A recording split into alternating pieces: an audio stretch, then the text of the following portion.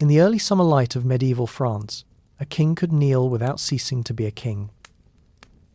In June of 1329, Edward III of England crossed the Channel and came to the city of Amiens. He was young, ambitious, and already crowned in his own kingdom. In London, he was no man's subject. He was the Lord of England, the heir of Plantagenet kings, and the ruler of an island realm that looked across the sea with restless attention. But in France, the old rules were different. There, Edward was not only a king. He was also Duke of Aquitaine, lord of lands in the southwest of France, where rivers carried wine toward Bordeaux and ships carried it onward to English ports. For those lands, he owed homage to the King of France. And so, in Amiens, before Philip VI, Edward performed an act that seemed almost impossible to modern eyes. A king bowed before another king. The ceremony was meant to preserve order.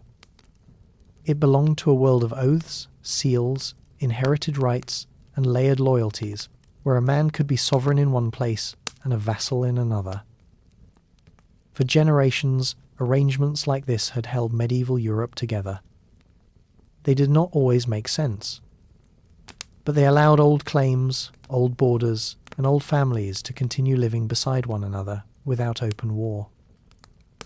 Yet beneath the quiet language of homage, something had changed. Only a year earlier, the French crown had passed into uncertain hands. Charles IV of France had died without a surviving son, and the direct male line of the Capetian kings had come to an end. Edward himself had royal French blood through his mother, Isabella of France. Philip VI, the man before whom he now bowed, came from the Valois branch of the family. France had made its choice. Edward had not yet turned his blood claim into war. But the question had not disappeared. It waited beneath the surface, beneath the ceremony, beneath the polished words of loyalty. For if a king could kneel as a duke, what would happen when that same king began to ask whether he had a right to the crown above him? This is the story of how an old feudal arrangement slowly lost its balance, and how one crown helped turn two kingdoms into enemies. In the winter of 1328, France was quiet in a way that felt temporary. Not peaceful, not stable, but suspended, as if the entire kingdom was holding its breath, waiting for something that had not yet decided how it would arrive. It was in this stillness that Charles IV of France died. A king who, in life, had not seemed like an ending. Yet in death, he became exactly that. He left behind a crown that had been passed through generations with a kind of rhythm that had shaped France itself. Father to son, son to grandson. A sequence so familiar that it had begun to feel almost natural, as if it were part of the landscape rather than a human arrangement. But when Charles IV died, that rhythm stopped. And for a brief moment, the French crown had no obvious direction to follow. Not because the kingdom was collapsing, not because authority had disappeared, but because the most expected form of succession, the simplest path forward, was no longer available. There was no surviving son. And in medieval Europe, this absence was not a detail. It was a structural problem. Because kingship in this world was not only a political office, it was also a lineage, a continuation of bodies, a memory carried through blood. And when that continuity broke, the question was not only who should rule, but what kind of rule was still considered valid. For a time, France did what kingdoms often do in moments like this. It paused. It looked backward into its own traditions, searching for a precedent that could hold the present together. The Capetian dynasty had ruled for generations, and within that long continuity, there were patterns of expectation, even if they were never written as fixed law. The idea that the crown should remain within a certain line had become so deeply embedded that it often felt unquestioned until the moment it was. Now, with Charles IV gone, that assumption began to loosen. Not all at once, but slowly, in the space between decisions. There was another complication, one that made the silence heavier. Charles IV's widow was pregnant. And so, for a time, France did not even know whether the story had truly ended or was simply paused. The kingdom waited. Waiting for a child who might or might not continue the line. Waiting for a future that might or might not exist in a form it could recognize. In that waiting, governance did not stop. Councils still met. Orders were still issued. The machinery of rule continued to turn. But beneath it, something fundamental had become uncertain. Because if the unborn child was a son, the line might continue as it had before. And if not, then the kingdom would need to decide something it had never fully had to decide in this way. What does succession mean when the expected path disappears? When the child was finally not a son, but a daughter, and when that possibility was closed, the question became unavoidable. France now had to choose. Not simply between individuals, but between interpretations of legitimacy. There were different ways to understand this problem, though none of them felt entirely complete on their own. One approach emphasized blood, the closeness of lineage, the directness of descent. Another emphasized stability, the preference for male succession within the royal line, to avoid fragmentation. And another, less formal, but just as powerful, emphasized the collective judgment of the realm's leading nobles, who understood that a crown was not only inherited, but also recognized. In practice, these principles did not exist separately. They overlapped, conflicted, and softened one another depending on circumstance. And so the question of succession became less like a rule being applied, and more like a decision being assembled. It was in this space that Philip of Valois entered the story. Not as an interruption, but as a continuation of another branch of the same royal tree. He was not a stranger to the dynasty. He was part of its extended structure, a cousin branch, descending from earlier Capetian kings through a male line that had not yet been broken in the same way. In him, many saw continuity. Not of the direct father-to-son chain, but of the broader royal family that still carried the Capetian name in its bones. And so Philip was accepted as king. Not in a single dramatic moment, but through a gradual alignment of decision and recognition. Councils, nobles, and institutions converged on a conclusion that felt, at the time, less like invention and more like restoration. France did not announce a new idea of kingship. It adjusted an old one. Philip VI was not a break from history in the way revolutions are breaks. He was, instead, a solution formed inside tradition itself, a way of keeping the crown within a structure that still felt intelligible to those who had to live under it. Yet even as this decision took shape, it carried an unresolved tension. Because the absence that had created the problem had not truly been resolved. It had only been managed. The idea that succession could pass through different lines of the same royal family introduced a kind of flexibility into something that had once seemed fixed.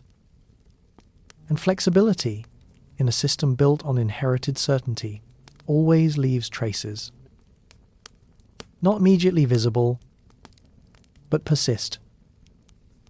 Like a line in a map that has been redrawn too many times.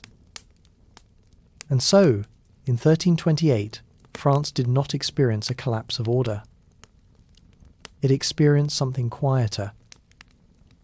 A redefinition that did not fully announce itself as such.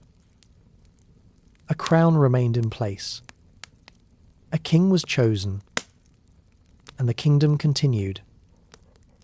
But beneath that continuity, the question had not disappeared. It had only changed shape. and it would, in time, find other ways to return.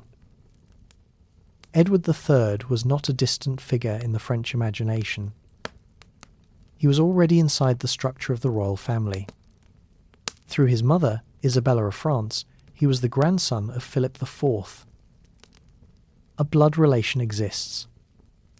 And in the medieval world, blood is never a neutral detail.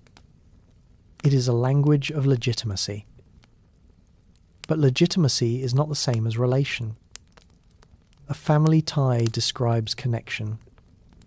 A crown requires acceptance. In medieval political thinking, bloodline carried weight only when it aligned with recognized patterns of succession. It was not enough to be close. One also had to be considered acceptable.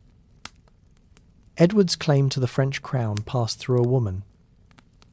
Isabella of France connected him to Philip IV, but she did not represent a continuation of the male line. In France, this distinction mattered. Succession was understood as continuity through male descent within the royal line.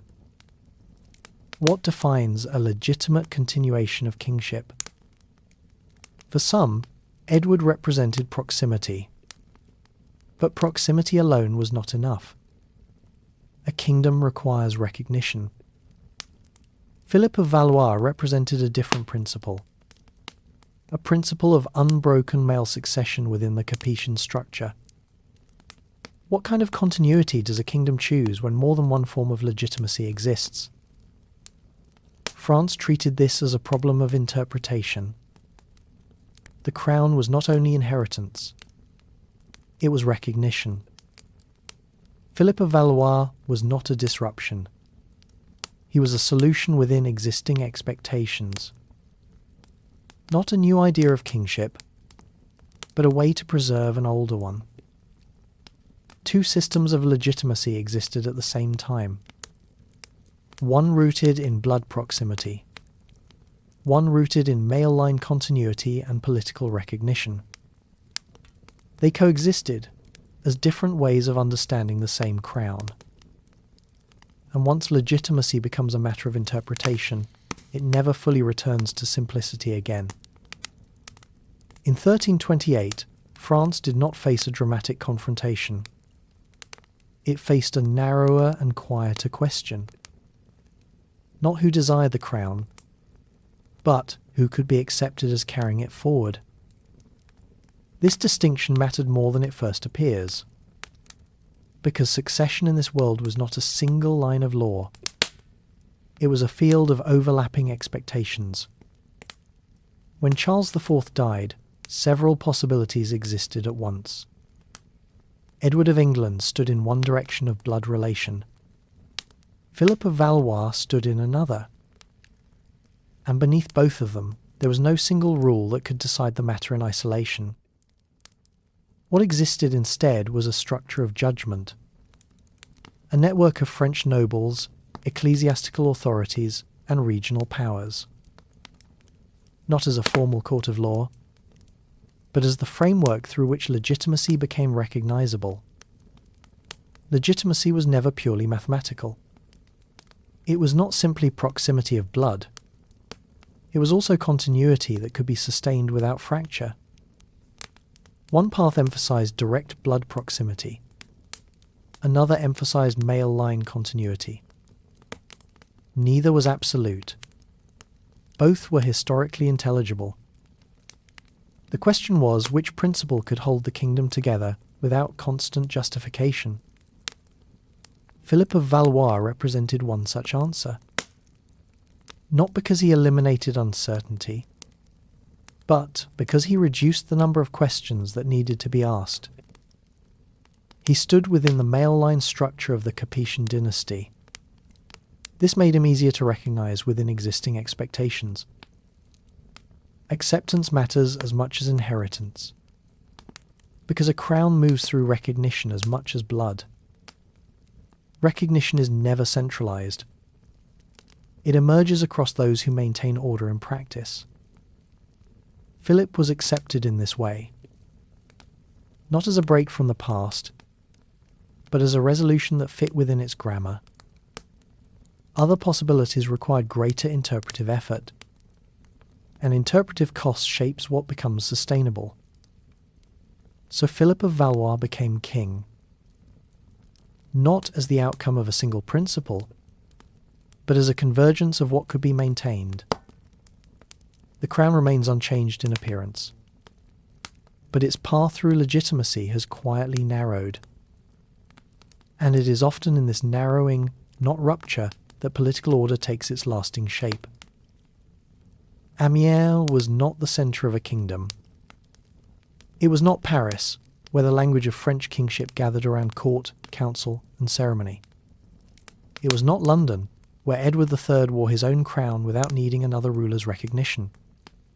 Amiens stood between larger centres of power, a cathedral city in northern France, close enough to carry the weight of royal presence, quiet enough to let an old ritual speak for itself. In June of 1329, that ritual brought two crowns into the same room. Edward III came there as King of England. That part of his identity did not disappear when he crossed the Channel. In his own realm, he was sovereign, lord of his courts, his nobles, his revenues, and his peace. No French king made him king in England, and no act performed in Amiens could make him less so. But the medieval world did not understand power as a single smooth surface. A man could hold different kinds of authority in different places. He could be one thing on one side of the sea and another thing on the other. The Channel divided kingdoms, but it did not divide every obligation cleanly. For the lands of Aquitaine, and especially for the valuable territories around Gascony, Edward was not standing only as a king. He was also a duke. Those lands lay within the larger framework of the French realm, and for them he owed homage to the King of France. Homage was not a small gesture. It was one of the ways medieval people made political order visible. In a society where written law, inherited custom, personal loyalty, landholding, and sacred ceremony all overlapped, power needed forms that could be seen and remembered. The kneeling body, the joined hands, the spoken oath, the acknowledgement of lordship, these were not decorations added to politics. They were politics given shape. To modern eyes, the scene can appear contradictory. A king bows before another king. But to the world that produced the ceremony, the contradiction was not necessarily a failure. It was part of the structure. Edward did not kneel because he had ceased to be king. He knelt because, for certain lands, he held a different status. The same person carried more than one legal and ceremonial identity. This is why the act must not be read only as humiliation. Humiliation may have been felt by some observers, and discomfort could certainly live inside the room, but homage itself was not designed merely to disgrace. It was a language of order. It named who held land from whom. It placed obligations where memory alone might not be enough. It allowed old arrangements to continue without requiring every border, every title, and every family claim to be remade from the beginning. In that sense, homage preserved more than rank. It preserved a map of relationships. The Duke of Aquitaine held land. The King of France received acknowledgement. The King of England remained king in England. The ceremony did not erase any of these truths. It held them together, carefully, through form. Aquitaine and Gascony mattered because land was never only land. A territory carried income, courts, privileges, roads, towns, ports, and the loyalty of people who might know their lord not as an abstraction, but through taxes, charters, judgments, and trade. In the southwest, rivers moved toward Bordeaux, and Bordeaux looked toward the Atlantic. Wine moved outward from that region, and with it moved money, influence, and dependence. For Edward, these lands were not distant ornaments attached to a title. They were part of how Plantagenet power existed on the continent. Yet because they lay within the French feudal order, they also tied him to the authority of the French crown. The land that strengthened him also placed him in a posture of obligation. This was the delicate balance made visible at Amiens. A crown above the sea, land beneath another crown, an oath between them. The ritual could make this arrangement seem orderly, because ritual has the power to slow confusion down. It gives uncertainty a sequence. First arrival, then recognition, then gesture, then words, then departure. Afterward, the world appears to have resumed its shape. But the shape was not as simple as it looked. Homage could say that Edward held Aquitaine from Philip. It could say that Philip was Edward's lord for those lands. It could place the relationship inside a known language of feudal obligation. It could not make Edward only a duke. It could not make Philip only a lord. The ceremony worked because medieval politics allowed layered identities. It became fragile for the same reason. A world of overlapping obligations can endure for a long time when all sides accept the meanings of the gestures that hold it together. But when the meaning of those gestures becomes uncertain, the form remains while the confidence underneath begins to thin. At Amiens, the ritual did not fail. It did what it was meant to do. It made order visible. It allowed two kinds of authority to occupy the same room without forcing one to destroy the other. Yet it did not remove the difficulty beneath the gesture. A king had knelt as a duke. The peace of the room had been preserved. But the two identities had not disappeared. The oath at Amiens had been spoken in a room. Its weight lay far away. To understand why the gesture mattered, we have to leave the northern cathedral city and let the map drift south and west, away from the formal space of homage, toward the rivers, vineyards, towns, and ports that gave the ceremony its substance. Aquitaine was not an idea on parchment alone. Gascony, within that broader inheritance, was land that could be touched, governed, taxed, judged, defended, farmed, and traded through. It was a place of fields and river routes, of local customs and seigneurial rights, of towns whose lives were shaped as much by charters and markets as by the distant language of kings. For Edward III, this was part of what made his position in France so delicate. He did not owe homage for a symbol. He owed homage for land that carried weight in the ordinary workings of power. In the southwest of France, geography gave Gascony a particular character. It did not face inward only toward Paris or the northern centres of royal authority. It opened outward, toward the Bay of Biscay and the Atlantic water that led, with enough wind and patience, to English shores. Its rivers gathered the products of the interior and carried them toward Bordeaux, where inland wealth met maritime movement. Bordeaux was not merely a town attached to a title. It was a hing. Through it, the surrounding region could speak to the sea. Wine moved downriver and outward through its port, and the rhythms of that movement tied vineyards, merchants, ship owners, local officials, and distant buyers into a pattern that was older than any single dispute over rank. Barrels did not move by themselves. They moved through privileges, tolls, contracts, safe passages, and the quiet cooperation of people who depended on the route remaining usable. This is why Gascony cannot be treated as a coloured patch on a medieval map. A map can show possession, but it cannot show dependence very well. It can mark a border, but it cannot easily show the legal habits inside it, or the expectation that a town would keep its rights, that merchants would keep access to water, that local elites would recognise a lord if he protected the arrangements under which their world continued. Land, in this sense, was not passive. It produced claims upon the one who held it. To hold Gascony was to inherit more than soil. It meant receiving revenues, hearing appeals, confirming privileges, protecting roads and river traffic, answering petitions, and existing in the memory of communities that understood lordship through use. The lord was not simply a name at the top of a document. He was the person through whom certain rights were confirmed and through whom certain burdens could be imposed.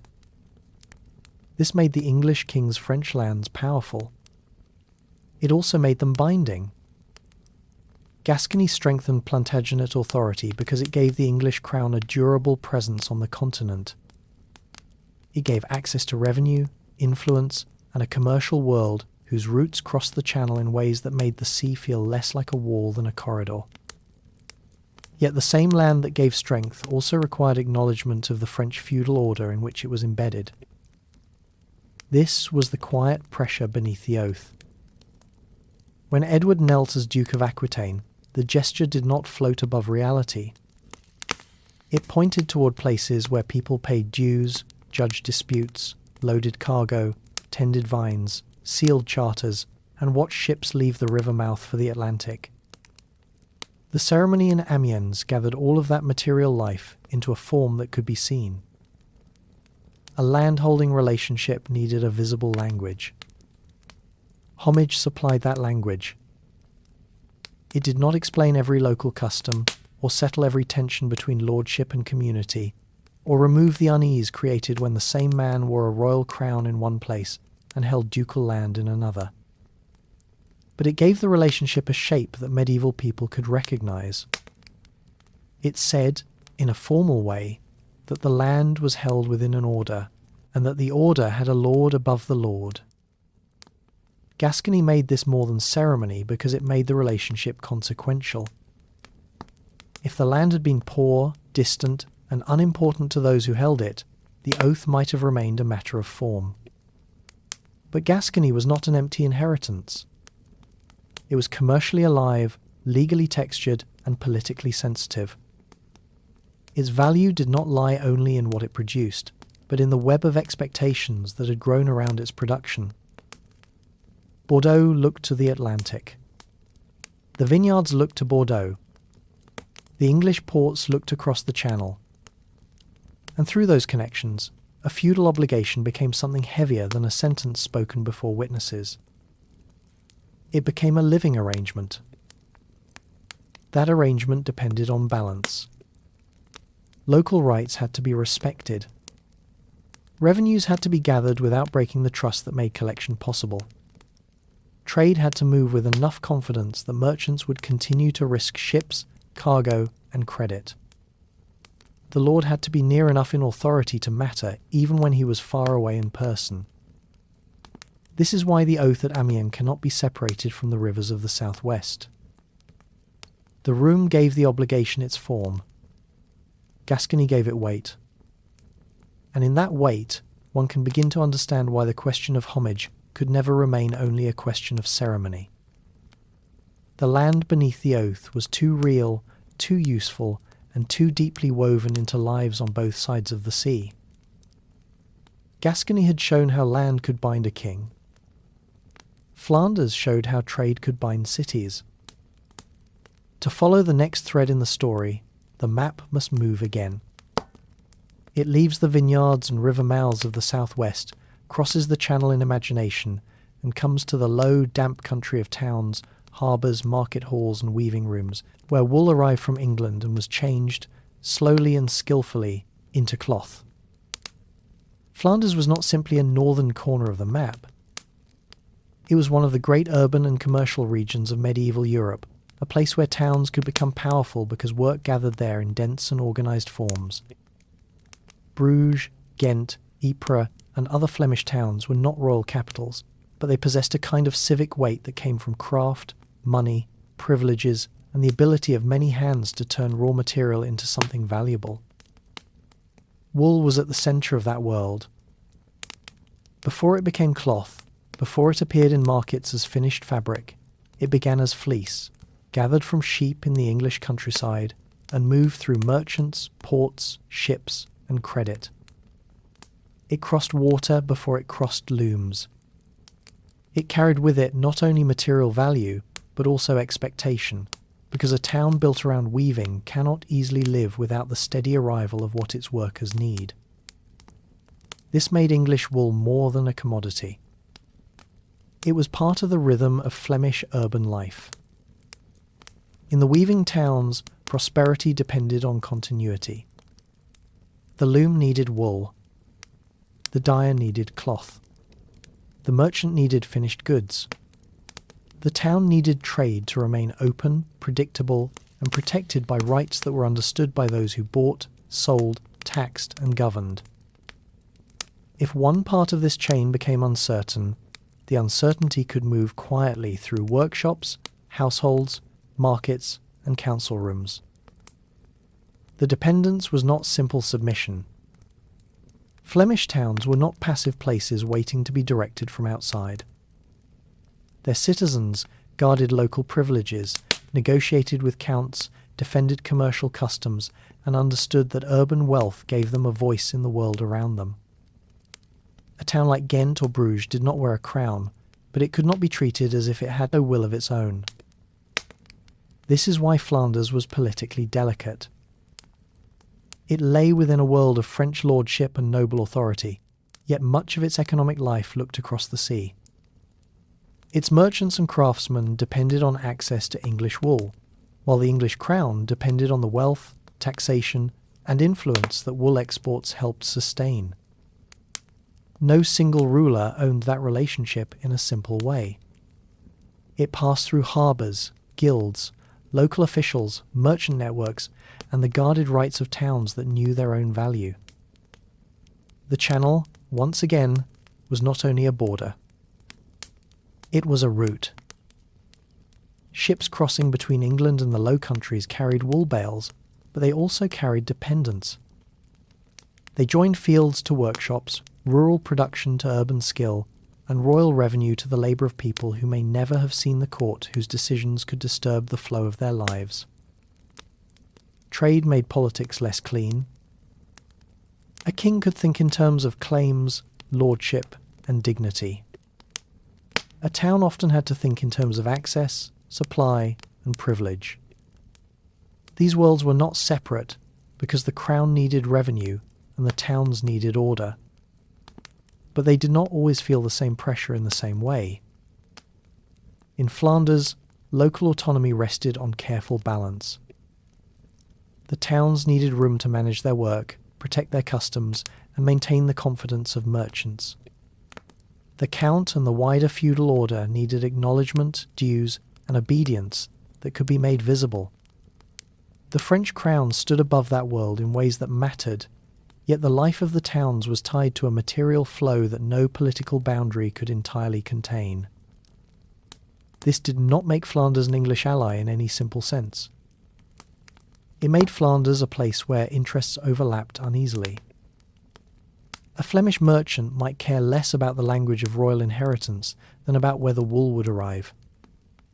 A weaver might feel the distant crown only when the price of work changed, when a market tightened, or when town authorities began to worry about the next season's supply.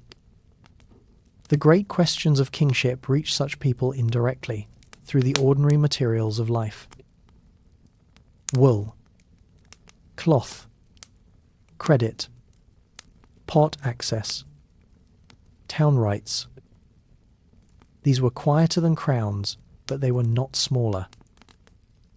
They gave the crown dispute a wider setting, because they showed that royal authority did not move through blood and homage alone.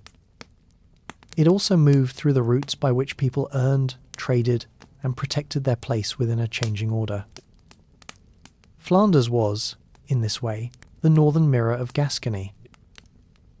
Gascony had shown how land, wine, and lordship could bind the English crown to France.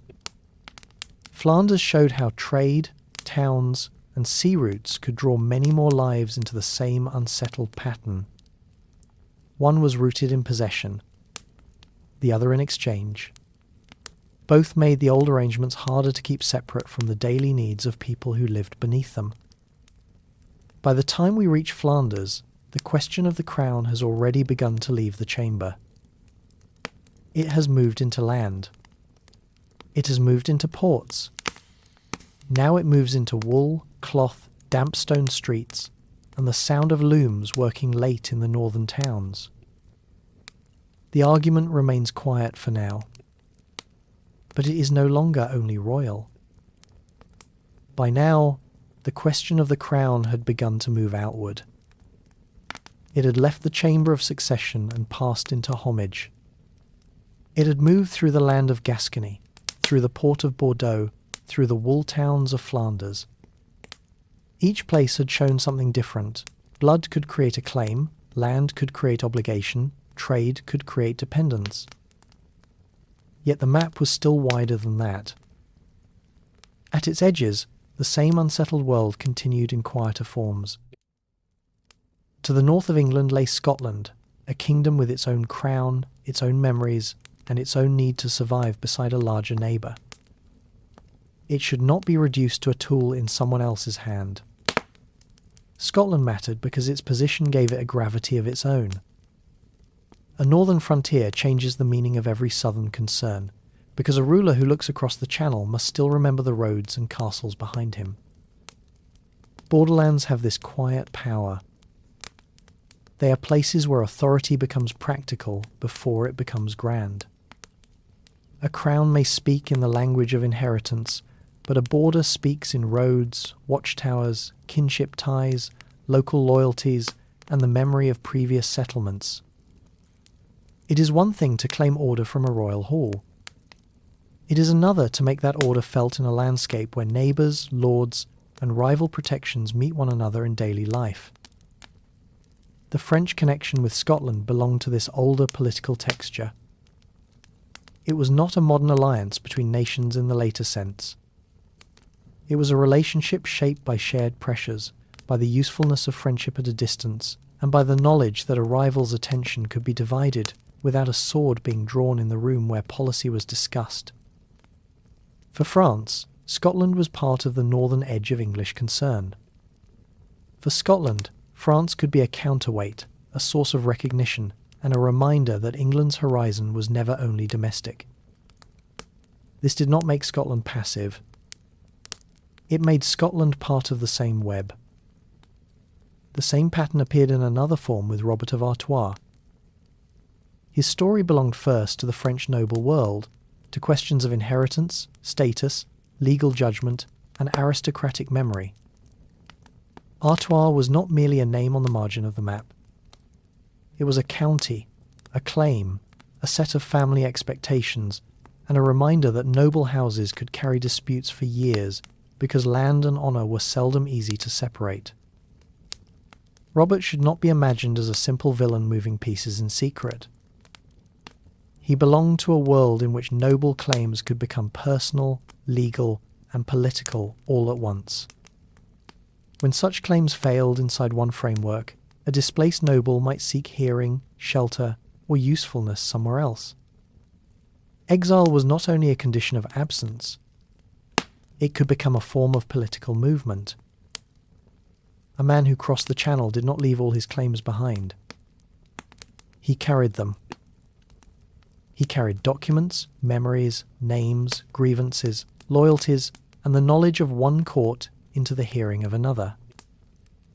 In this way, refuge could become more than protection. It could become a passage through which one realm's internal difficulty entered the imagination of another. This was one of the quiet realities of medieval politics. The map did not stop at borders. Noble families married across them. Merchants traded across them. Clerics travelled across them. Messengers crossed them with sealed letters. Men who had lost favour in one place might find room to speak in another. What looked local from one angle could become international from another, not because modern diplomacy had made it so, but because the ruling class of Europe was connected by inheritance, language, land, and habit.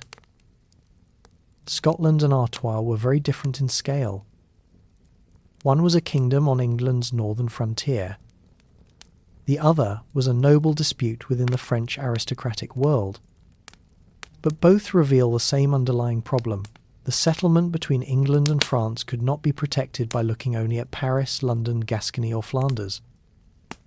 pressure could arrive from a border. It could arrive from a claimant. It could arrive from a man seeking refuge, or from a kingdom seeking room to breathe. The old arrangements depended on keeping questions separate. The crown was one question, homage another, Gascony another, Flanders another. Scotland and Artois seemed to belong to different corners of the map, yet each was connected by the movement of people, goods, claims, and obligations across the same narrow sea. The Channel, again, appears less like an ending than a passage.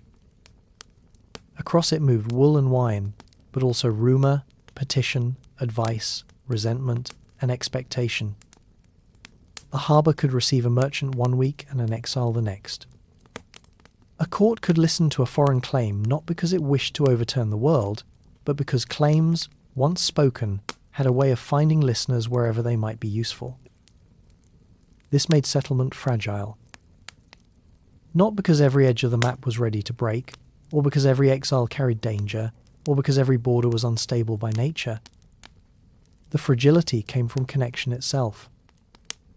A question left unresolved in one place could be carried into another. A local grievance could gain a wider audience. A distant friendship could change the pressure felt near home. By the time we reach these edges, the story is no longer only about who may wear a crown. It is about how many lives, lands, towns, borders, and claims can gather around that crown before the old language of order begins to strain. For now, the map remains quiet. Scotland lies to the north. Artois rests inside the memory of French noble law. The Channel moves between them. And beneath the silence, the web is already there. The web had been quiet for a long time. Not still, exactly. Nothing in the years after the succession question was truly still. The crown had been chosen, homage had been performed, Gascony had remained heavy beneath the oath, Flanders had shown the pull of trade, and the edges of the map had continued to press upon the centre in ways that were often indirect. Then, in 1337, the pressure took the form of a judgment. The act was confiscation, or forfeiture. In a feudal world, this was not simply the removal of property in the modern sense. Land was held through relationships.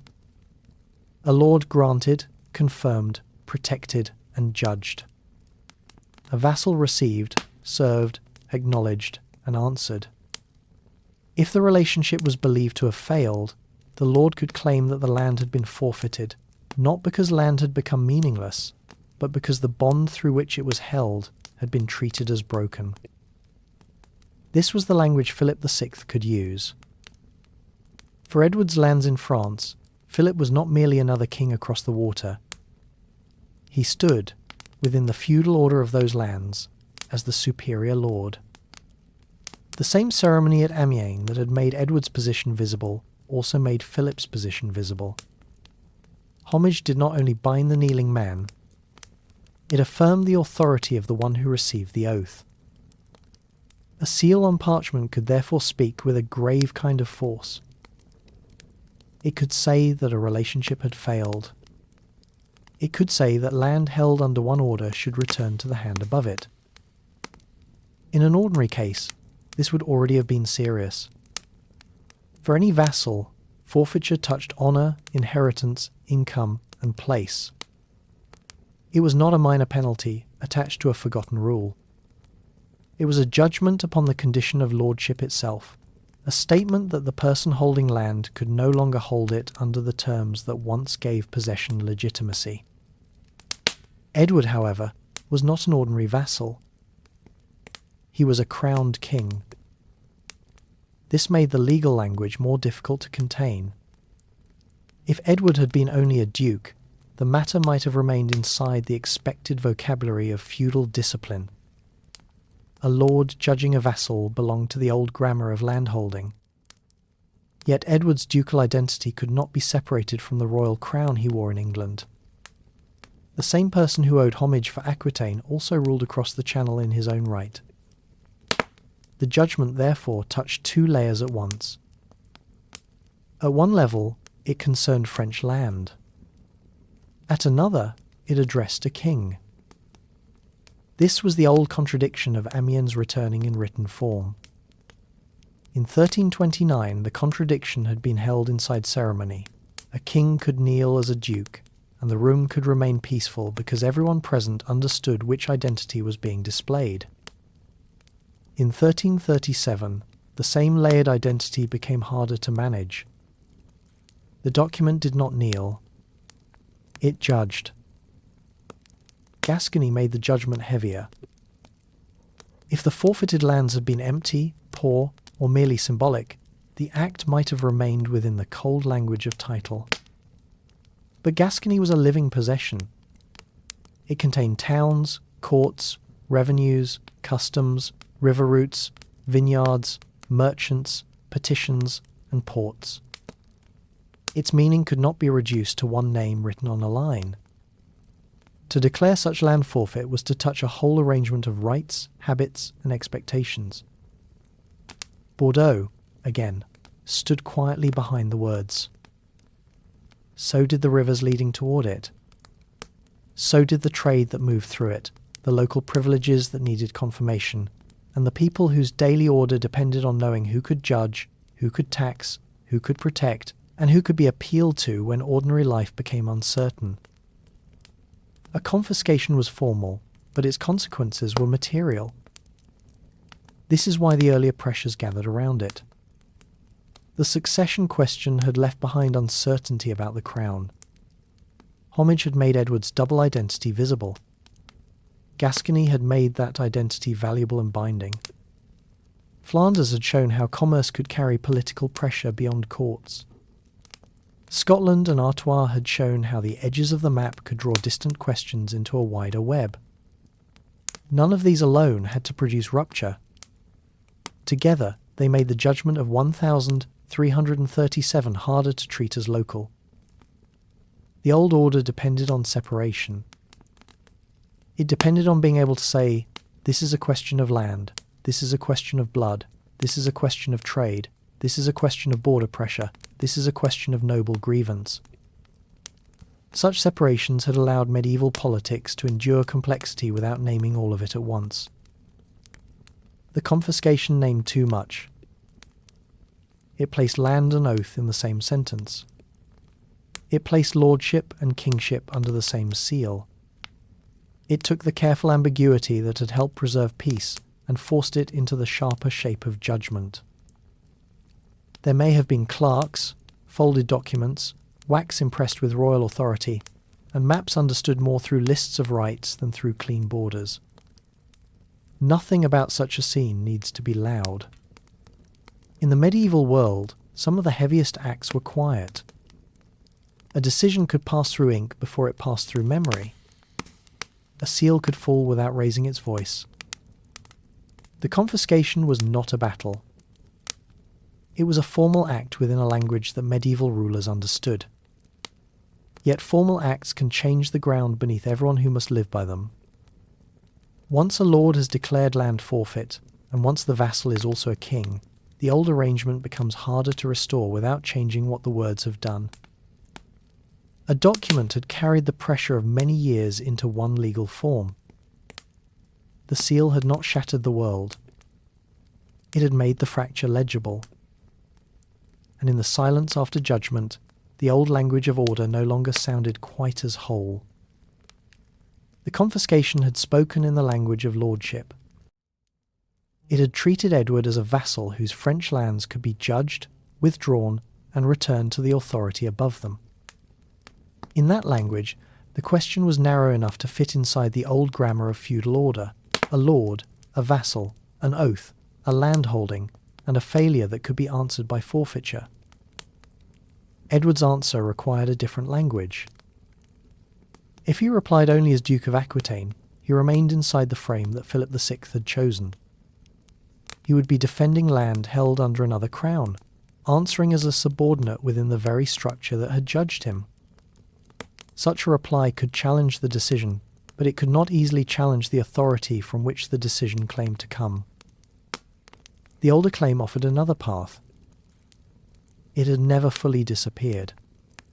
Through Isabella of France, Edward remained connected by blood to the line of Philip IV. That connection had been set aside in 1328, when France accepted Philip of Valois as the more usable continuation of kingship. But being set aside is not the same as being erased. A claim can sleep inside a family tree, quiet for years, until circumstances give it a new use.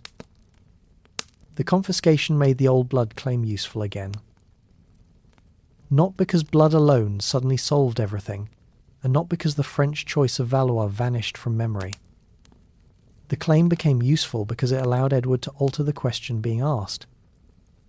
If Philip was simply the King of France, and Edward simply his vassal for Aquitaine, then the forfeiture stood inside a familiar hierarchy. But if Edward could say that the French crown itself was wrongly held, then Philip's authority to judge him could no longer appear so simple. A title could change the shape of a relationship. In medieval politics, a title was not merely a label. It was a claim to memory, rank, inheritance, ceremony, and recognition. It told others how a man wished to be addressed, what rights he believed himself to carry, and which past he wanted the present to acknowledge. To place a royal title beside one's name was to arrange the world in a different order, even before anything visible had moved. This is why Edward's answer was first a movement of language. He did not answer only with the vocabulary of a dispossessed duke. He reached back toward the unresolved question of the French succession and drew it forward into the present dispute. The French crown, which had served as the source of judgment against him, became the object of his own claim.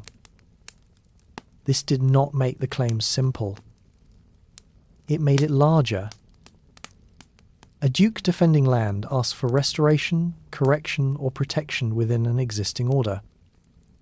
A claimant to a crown asks whether the order itself has been named correctly.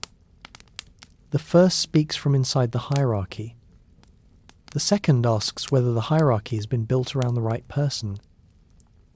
Such a change did not remove ambiguity. It multiplied it.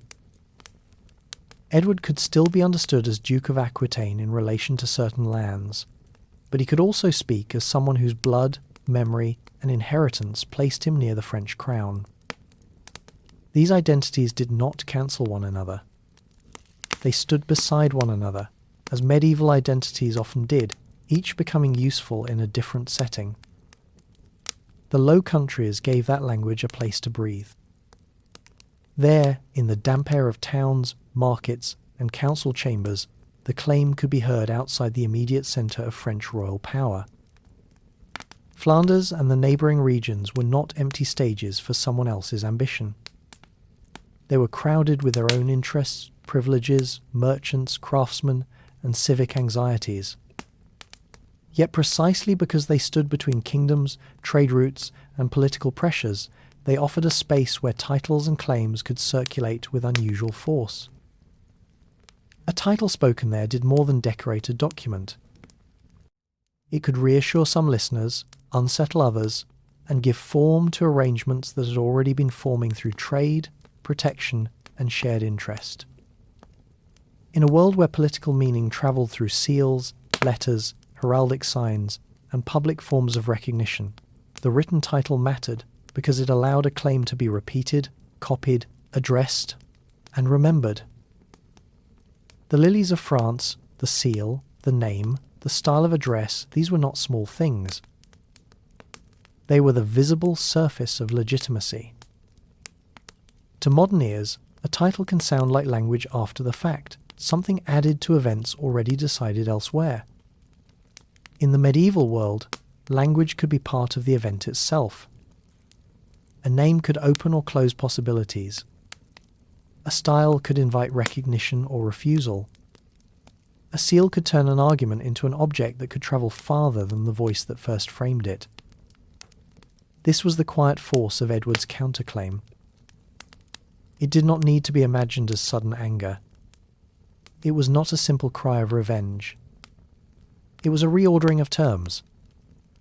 Philip had spoken as superior lord over land. Edward answered by reaching toward the crown above that lordship and asking whether the source of judgment had itself been settled beyond question. The rupture deepened without needing a battlefield to show it. A confiscation had placed Edward under judgment. A title allowed him to place the judgment itself under question. The old dispute over blood, once quiet, had entered the language of current necessity. The crown was no longer only the object France had chosen in 1328. It had become a name Edward could write beside himself, a form through which he could answer land with legitimacy, oath with inheritance, and judgment with claim. For now, the sea remained between the courts. The Channel carried merchants, letters, rumours, and names. The title did not yet move ships across the water, but it changed the name under which the water would be crossed. A title can be written on parchment, but a claim to a crown must still travel. After Edward's answer had changed the language of the dispute, the map placed a quiet question before him. The French crown could be named in seals, letters, and formal styles, but if that claim was to exist beyond language, it had to cross water.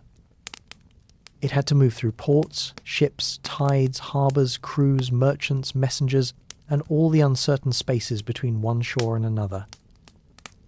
The Channel had always been more than a strip of grey water. It divided England from France, but it also joined them. Wine had crossed it from Gascony. Wool had crossed it toward Flanders.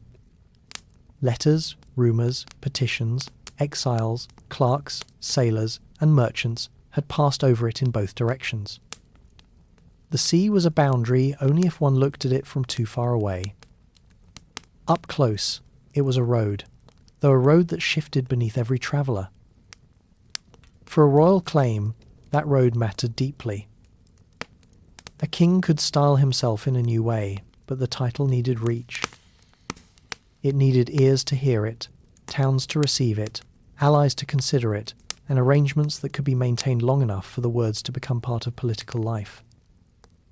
Without movement across the Channel, Edward's claim risked remaining an English assertion about a continental crown, audible at home but faint beyond the water. Ports therefore became more than places of trade. They became points of passage for authority. At a harbour, a written title could become a letter sent outward. A seal could become a message received in another town. A ship could carry wool one season and political meaning the next. The same waters that carried barrels, cloth, and coin could also carry the forms by which a crown made itself present beyond its own shore. The Low Countries gave this movement particular weight. Flanders had already shown how deeply the sea connected English interests with the continent. Its towns depended on movement, access, and supply. Its harbours and nearby waters were not empty spaces between kingdoms, but working thresholds where trade, civic anxiety, noble authority, and royal ambition could meet without always appearing in the same language. Sluys belonged to that maritime world. It sat near the water routes leading toward Bruges and the Flemish commercial landscape. To speak of Sluys is not only to speak of ships gathered in one place. It is to speak of an entrance, a watery threshold through which access to the Low Countries could be protected, blocked, contested, or opened. In such a place, the sea road became visible. By 1340, Sluys had become part of the wider movement of Edward's claim. It should not be treated only as spectacle.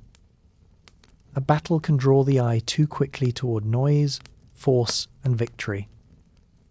But beneath any clash at sea lay a quieter fact. Whoever could move across the Channel with confidence could make a claim feel less distant. Movement did not prove legitimacy, but it allowed legitimacy to appear where it wished to be heard. This was the deeper meaning of the Sea Road. It gave political language a body. A title that had been written could now be carried. Letters could arrive.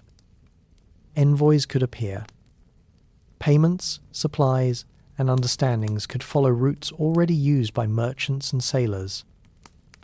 The crown claim, once a matter of blood and ink, could begin to occupy space across the water. Ships and ports thus became instruments of presence. Not in the modern language of sea power, but in an older and more practical sense. A medieval ruler who needed to act across water depended on those who knew tides, harbours, cargo, crews, and coastal weather. Authority had to borrow the knowledge of sailors before it could present itself as command. A royal claim might begin in genealogy, but it survived through movement. The Channel did not become simple because it had been crossed. It remained dangerous, changeable, and resistant to every neat line drawn on a map. Wind could delay intention. Tide could humble authority. A harbour could offer shelter or uncertainty. The sea reminded every crown that rule did not move by will alone. It needed roads, and some roads were made of water. This is why Sluys matters without needing to become a scene of glory. It marks the moment when the maritime threshold could no longer be treated as background. The question was not only who claimed the French crown, or who held Gascony, or who received wool in Flemish towns. The question was also whether the water between these places could be crossed in a way stable enough to support a long political presence. Sluys did not contain the whole future. No single harbour could do that. But it showed that the story had entered a new element. Until now, much of the conflict had been carried by bloodlines, oaths, land, trade, borders, documents, and titles. Now the sea itself had to be included in the structure. The Channel was not merely between the kingdoms. It was inside the problem. Across it lay England. Across it lay France. Near it lay Flanders, with its towns, markets, and anxious dependence on movement.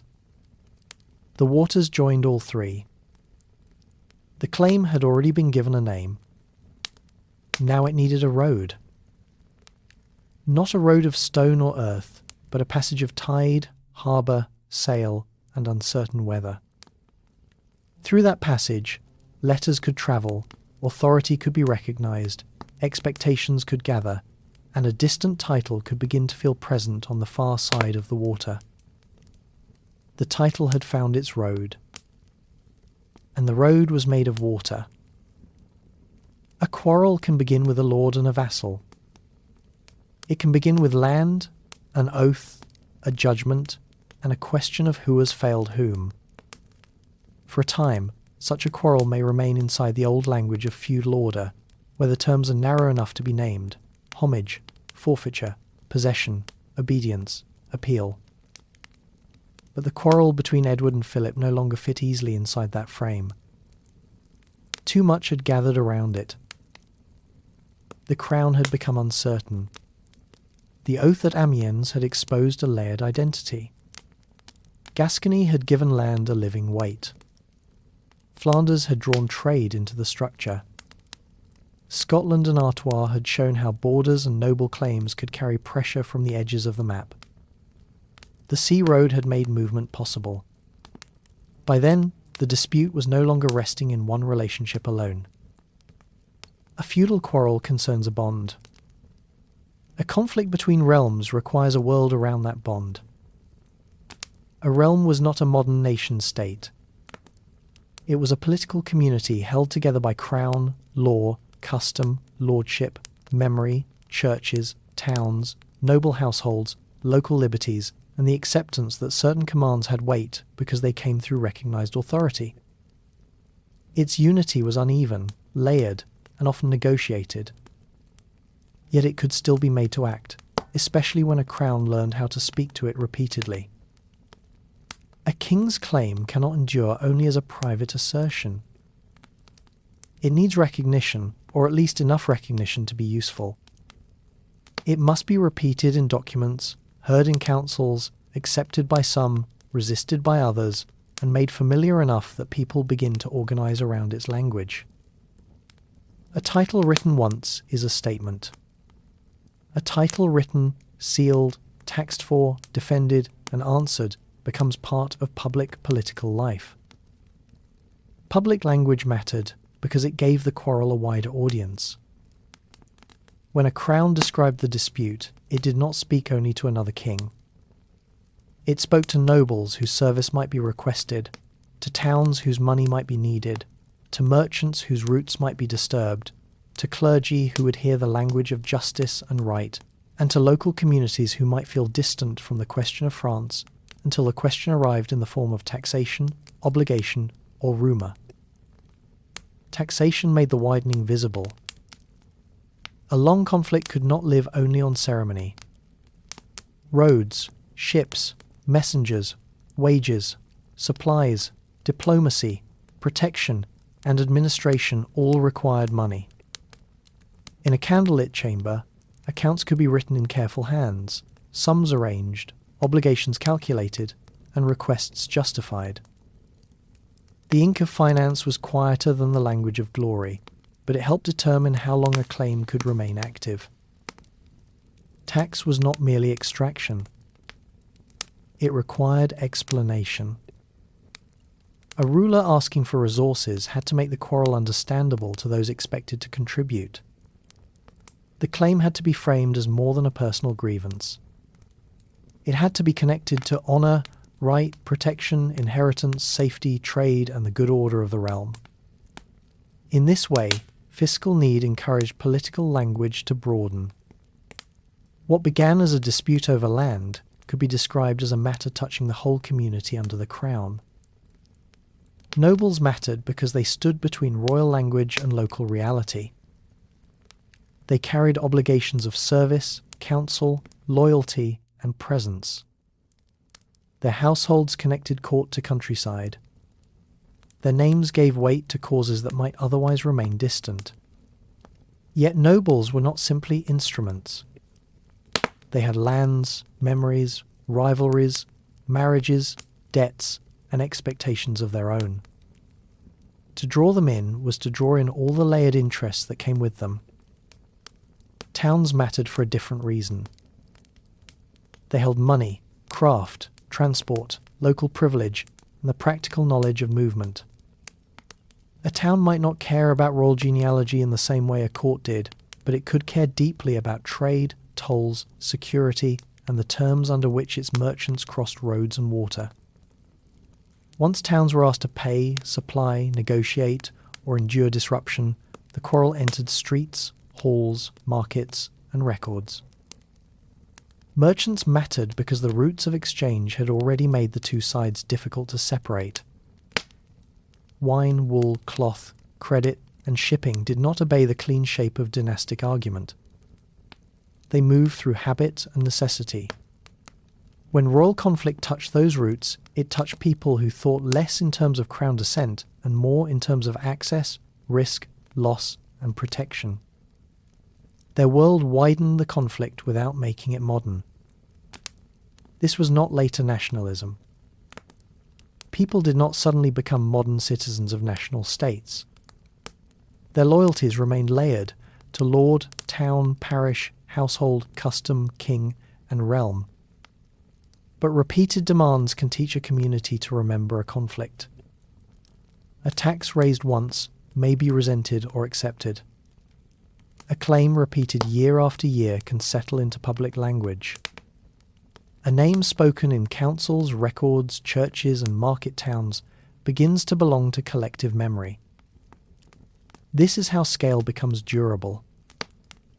A quarrel becomes realm-wide when it must be funded more than once, justified more than once, carried across roads and water more than once, and explained to people who were not present when the first oath was sworn.